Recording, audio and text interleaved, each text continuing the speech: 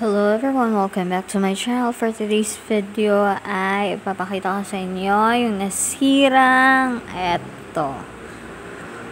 This is Haworthia Dicariae. Ayan, natanggal po, nahulog yung paso. At ewan ko po if magsasuccess yung eto. Nandyan po sana siya. Ayan. Malugo na sana, kaya lang natumba siya. I don't know bakit natumba. Siguro na ng manok.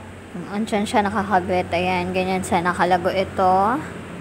Pero wala tayong magagawa. Hinihintay ko sana na ma-ripen yung fruit. Yung may straw na yan is a fruit. Fruit po siya ng Haworthia Dicariae natin. So, ang lago-lago na sana. Pero feeling ko naliparan talaga ito ng lumipad yung manok dito. Ayan. So, ilalagay lang natin dito para hindi siya mag-rat. Sayang ang lago na sana. Ayan, may putik-putik pa. At kinuha lang natin sa ilalim yung pot. Buti hindi na-uproot lahat ng ng plants natin. Yan, dito siya nakalagay. So, umimpis po yung ating Dicariae. Natagal ko pa naman itong pinalago. Pero okay lang, that's life. Ito yung jade natin. Pasensya na po maputik. Umuulan na dito. Yung Haworthia natin is nagbubloom din. Ito. Kahit na maulan is may mga bloom pa rin. This is our Gymnocalycium. Rubra. Ayan. Ang ating astro. May pops. Ito si Twirl. Ayan. May pops po na sa kanyang sour stalk. Ito. Multicolor ito. I-graph ko ulit yung etong nasa suloy. Yung tinubuan ng baby. At ito po, ayan. Maganda pa rin ang ating Mammillaria. Second day na po niya ngayon. At hindi ko po alam if nandito pa ito tomorrow. Kaya sulitin na po natin ang kanyang ganda. Ayan. Yung iba is malalanta na po. Ayan o. Ayan. So, hayaan na po siya natin dito at ipapakita ko sa inyo yung sitwasyon kasi umuulan na. At ipapasilip ko rin sa inyo ito yung nakakulambo nating mga babies. Ayan. Magti 3 days na po sila dito. Yung iba po is, ayan, stress na po. Ayan, kumulay na yung iba. Tingnan po na natin. Ayala. Nagkatumba-tumba po. Inaano ko po if malambot. Hindi naman po. Okay naman po sila. Ayan. Nabigla lang po ito ng araw kasi hindi ko sila in-adjust eh. Hindi ko sila in-acclimatize. At ito na nga, marami ng palay na tumutubo. Ayan.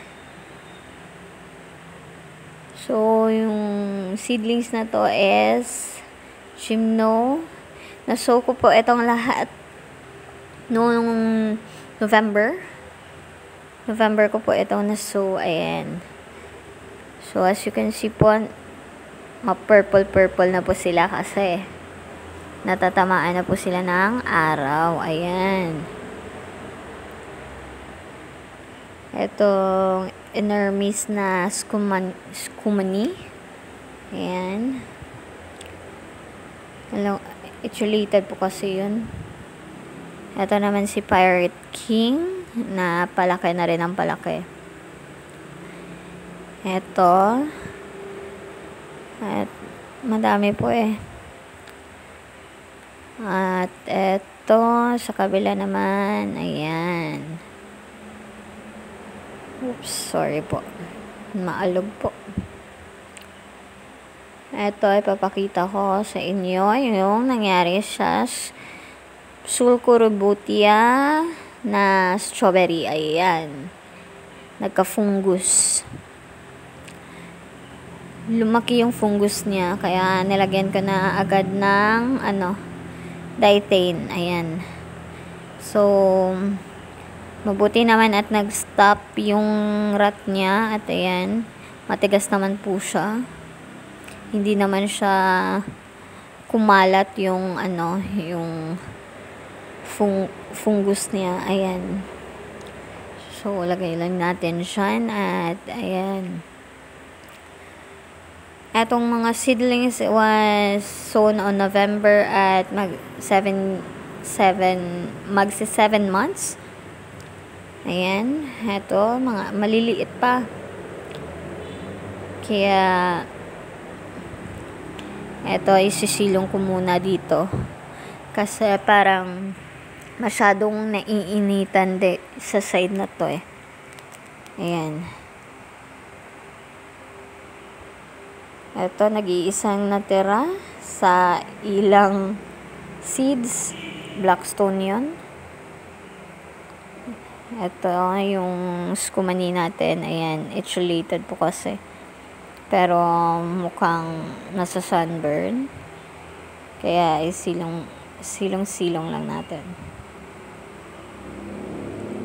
Ayan, tumalon pa. Yung ibang walang label, hindi ko nalagyan. Kasi nagka-mix na. At yung label na linagay ko is papel lang, kaya natunaw din eventually. Yung iba yung nasa plastic, nalagyan ko ng label. So, iiwan ko muna kayo dito sa ating purple crayon. Ayan, lumalaki na po sila. So, thank you again guys for watching. This is VJ Succulents. Bye!